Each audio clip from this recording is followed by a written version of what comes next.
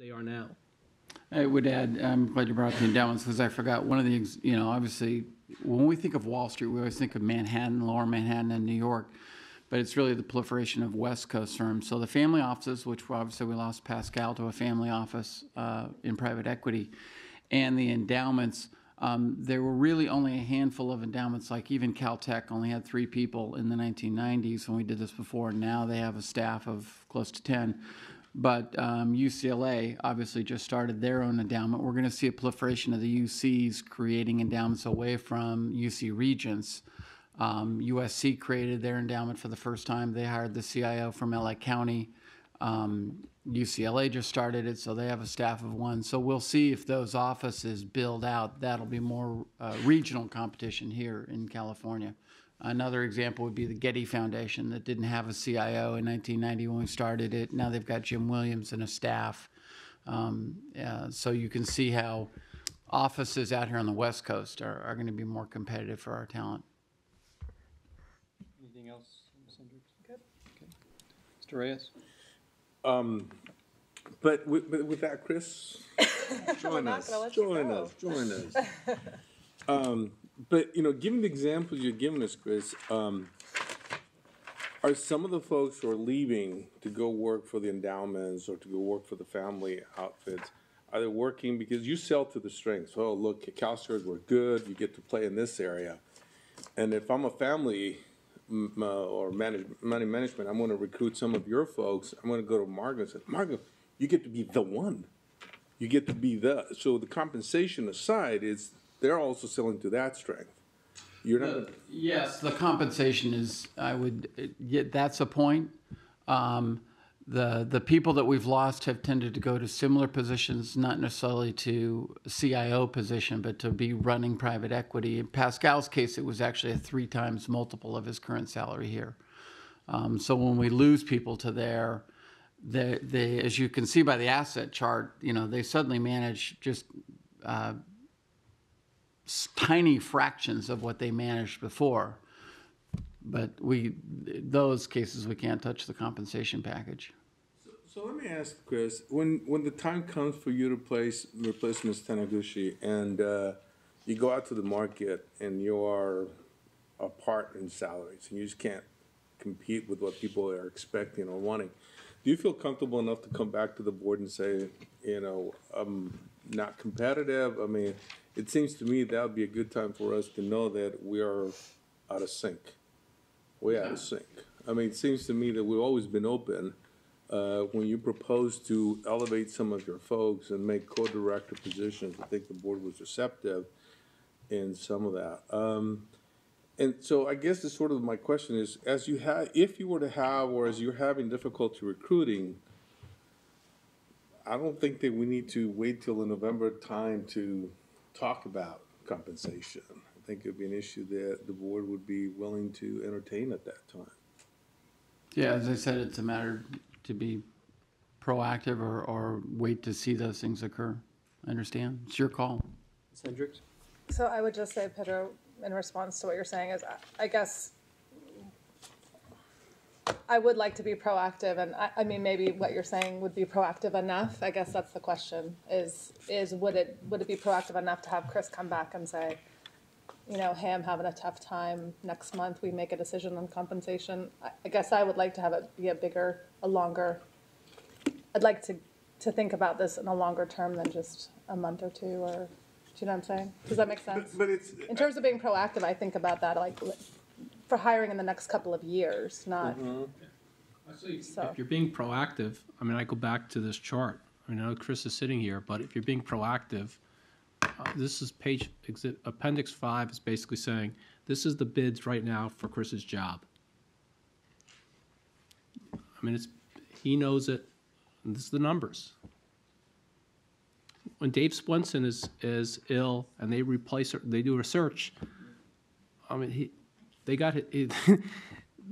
It's very obvious where they're going to look. So if you to be proactive, I mean, this is what you have to think about.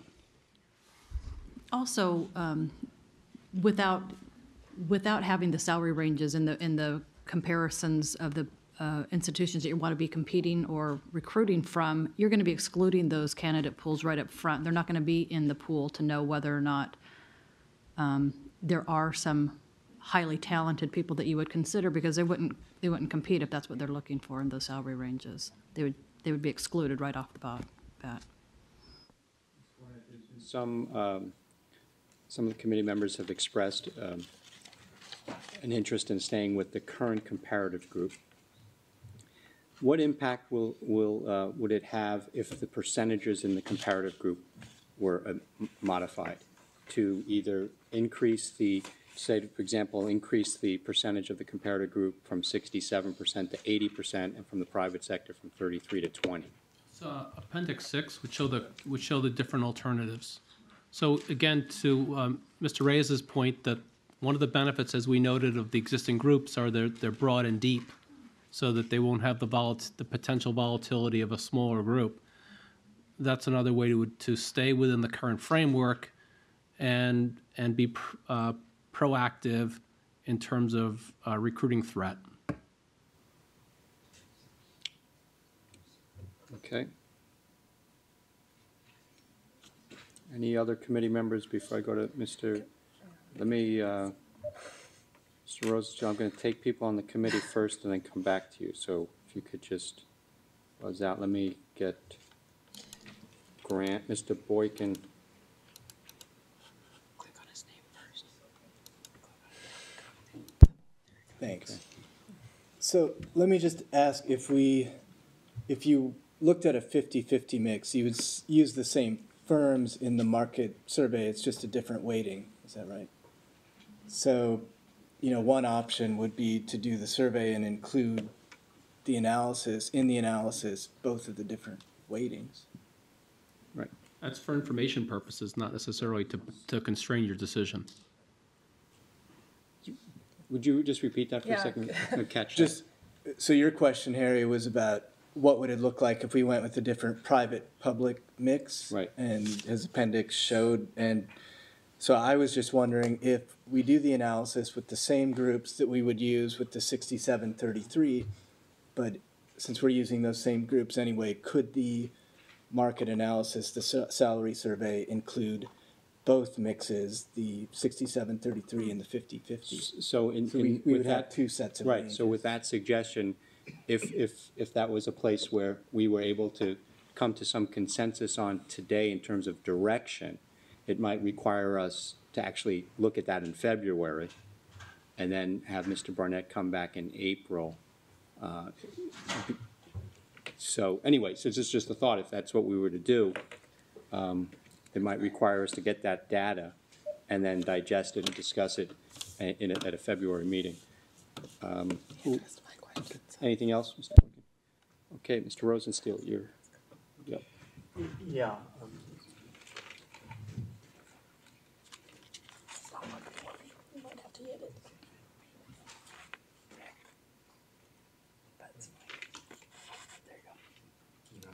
It's not turning me on, but Yeah, you're right, yeah. now I am. Okay, thanks. Yeah, I mean, I think there really are two separate issues here. One is setting the range, and one is actually then making the decisions about what salaries we're going to offer. So those can be two different steps, right? I mean, it's just that it would be inconsistent with our policy to try to set actual salaries that weren't consistent with the range that we established within this comparator group. So, I mean, I don't have any question about looking at this.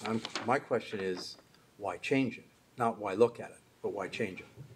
And, you know, I guess my feeling would be we can, if it needs updating, that's perfectly fine. Again, that doesn't mean that we have to suddenly offer 50% higher salaries to the investment staff, because I'm still not yet convinced that we've got a real problem that will be addressed by increasing salaries to these new ranges. But that's I guess a separate question from updating the range.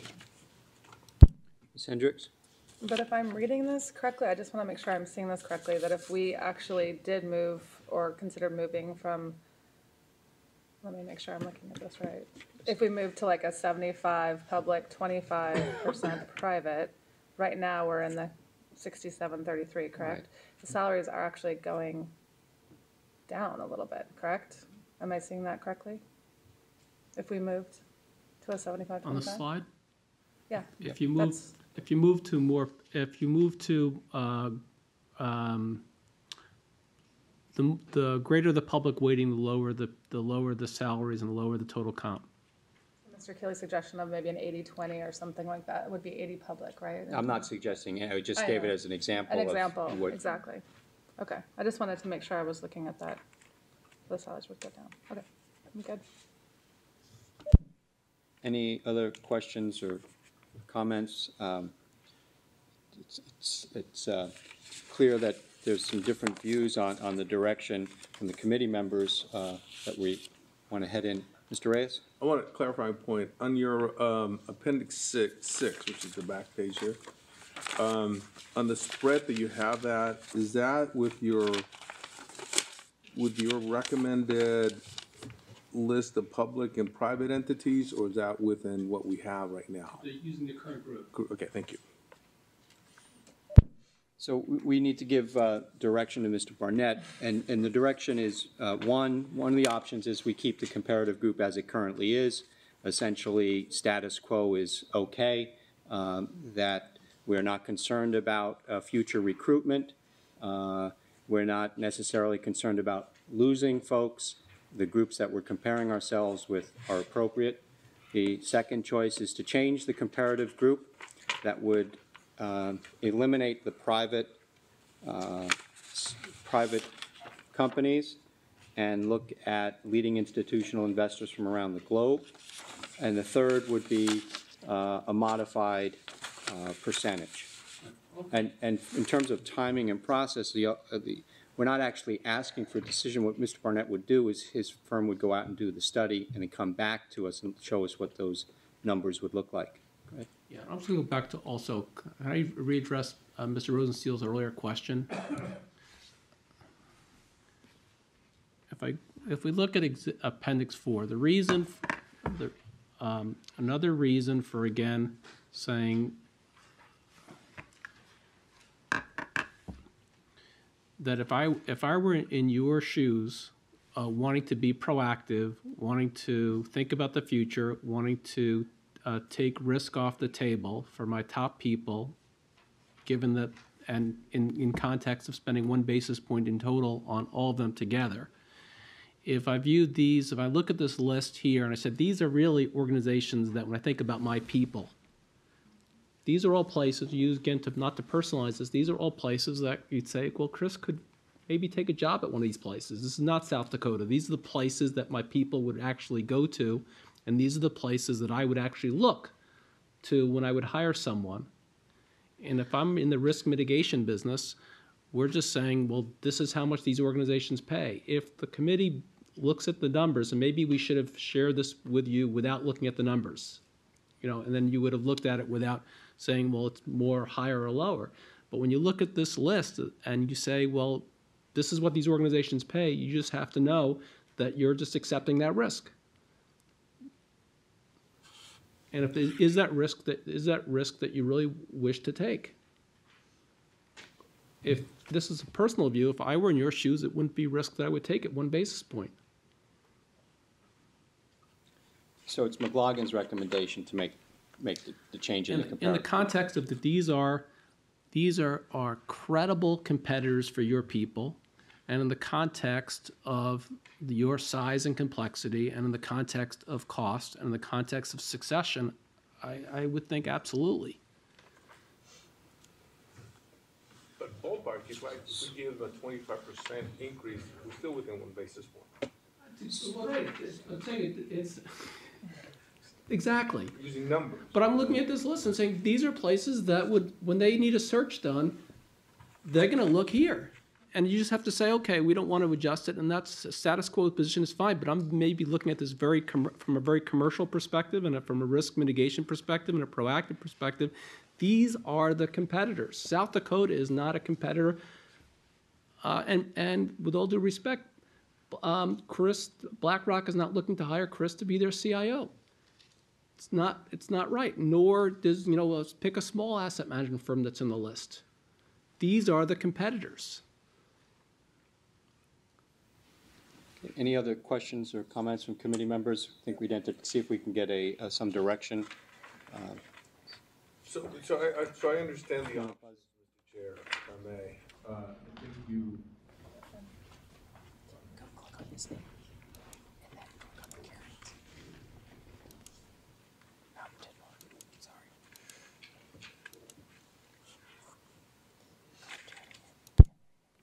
Thank you. So you indicated that we either status quo, change the mix, or change the split. And that we would then ask Mr. Barnett's group to go and do this additional work, and then come back. To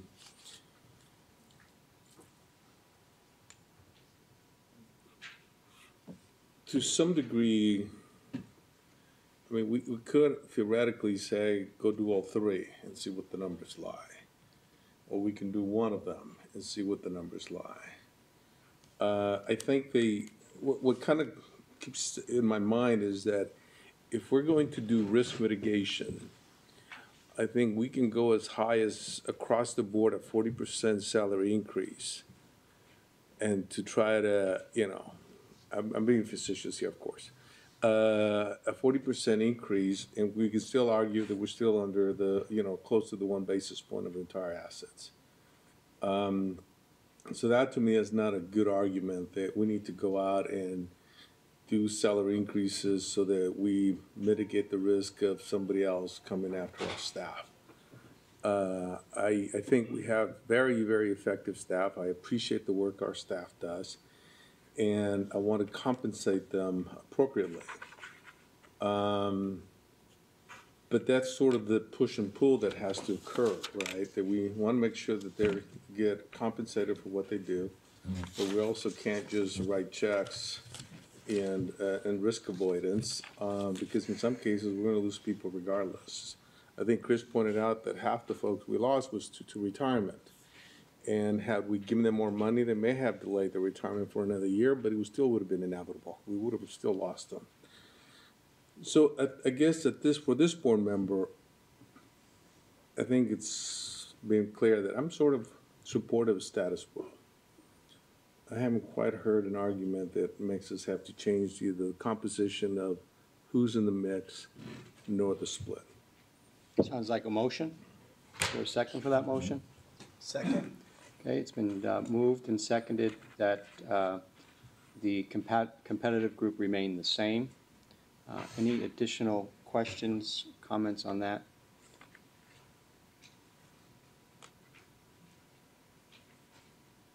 Okay, seeing none, we will, yeah. Seconded by Mr. Question from Ms. Hendricks? Yeah, so is McLaughlin, are you making an actual recommendation of, I mean, you kind of alluded to it a few minutes ago, saying. Our I think we should just- recommendation would be this group, is we view these as the competitors, and if I were in your shoes, I would want to make sure that my people, that I'm reasonably paid relative to the likely competitors. That's our recommendation. So it'd be the number 3, the adopt a new public-private sector fund. Would you be specific about what Could you- we're yeah. talking about? We would be supportive of the leading institutional investor group. I know the appendix, but weren't you presenting the 3 different options? I guess I'm looking at the options that you presented to us, That would number be- 1, number 2, and number 3. So I'm just trying to, Option two, Correlate over appendix option 4. 2 represents our view of the most likely competitors for human capital. And for that reason, we would suggest including them. thanks. Okay. Seeing no other questions or comments, the motion on the floor is to remain with the status, essentially the status quo. Moved by Reyes, seconded by Boykin. Those in favor, say aye. Aye. Those opposed, say no. No. No. The motion fails, which brings us back to the item. We have to still come up with some direction. I would like to suggest that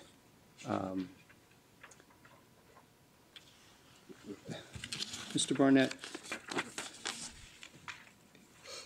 if we gave you some will you talk about a little bit about, your recommendation is number 2, the alternative. And then if you go to Appendix 6, that then looks at, Appendix 5, that outlines what the pay would be, right? Yes. Okay, so looking at Appendix 5, if we were in the low quartile, Look, right, correct. that number's 419, Yes. correct?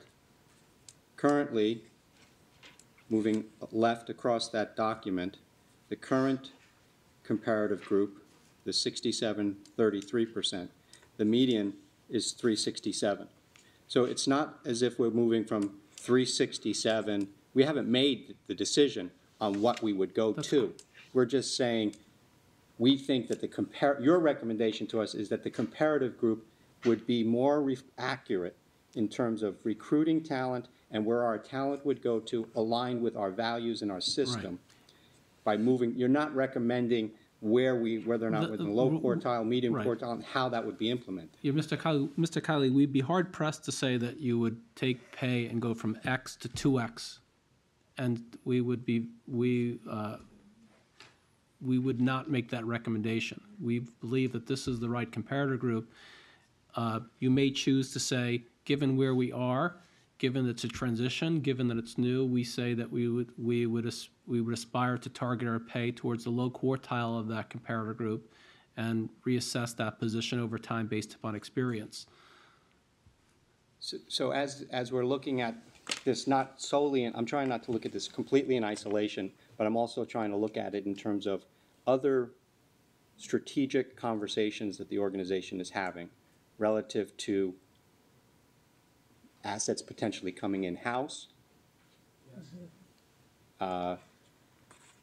complexity, potentially, of managing those assets, and where we, on a forward-looking basis, kind of where we want to be when we're trying to fill positions, rather than we need to fill positions and can we get the people we want? Correct. Because I think that puts us at a disadvantage.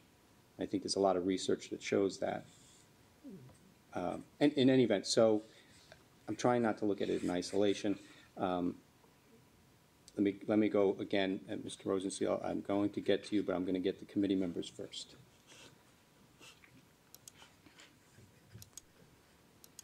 And I don't.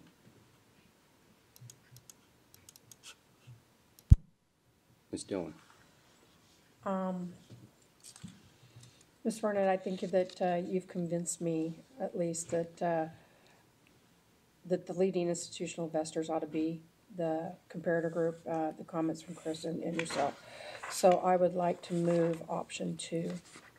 It's been moved by Ms. Dillon to, Adopt a new group focused on the leading institutional investors. Ms. Coe, did you get that? Okay, and seconded, it's the recommendation of Mr. Barnett as well. Before we go to a vote, Mr. Rosenstiel? That's okay. Okay. Any discussion on the motion that's on the floor? Any additional comments or questions on the motion on the floor? Seeing none, all those in favor of changing the comparator group, say aye. Aye. Aye. Those opposed? Nay. Okay, motion passes 3-2. Anything else? Okay, seeing none. So from here, Mr. Barnett, the process would be is that the direction is clear, and that you would come back in April. If we need to agendize something in February, we'll work with staff to do so. But the timing of this would be that you come back in April with a new comparative group and the salary ranges. And at that point, we could have a discussion as to potential implementation, where we want to be, at what time frame, and what that would look like. Perfect. Thank you very much, Mr. Barnett. Thank you. Staff. Thank you for the discussion. Okay.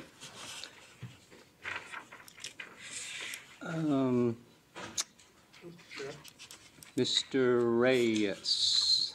Just because this is, somewhat of a, Chris, sorry, just because this will be somewhat of a personnel matter in the future, and if we could be updated on closed session and investment committee in the future as a personnel matter in terms of what you're seeing Oh, you as bet. you're recruiting people, I would appreciate that, to get a sense of what is happening.